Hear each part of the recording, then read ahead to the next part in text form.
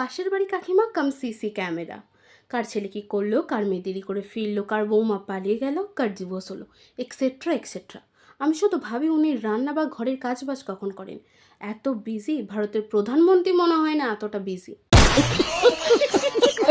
আর গলা যা মধুর আপনাদের কি আর বলবো। ফর এক্সাম্পল, পাড়ায় কোনো কাকচিল বসতে পারে না। समझ रहे हो? এই সেদিনই তো গীতা কাকিমার মেয়ে শ্বশুর বাড়ি থেকে ঝগড়া করে চলে আসে। আপনারা ভাবছেন এই খবরটা আমি কি করে জানলাম? ওই যে সিসি ক্যামেরা। আমি কেন, গোটা পাড়া, ইনফ্যাক্ট গোটা গ্রাম জেনে গেছে। আর জানবেই বা না কেন? সকাল থেকে শুরু করে রাত পর্যন্ত রিপিট টেলিকাস্ট চলতেই থাকে।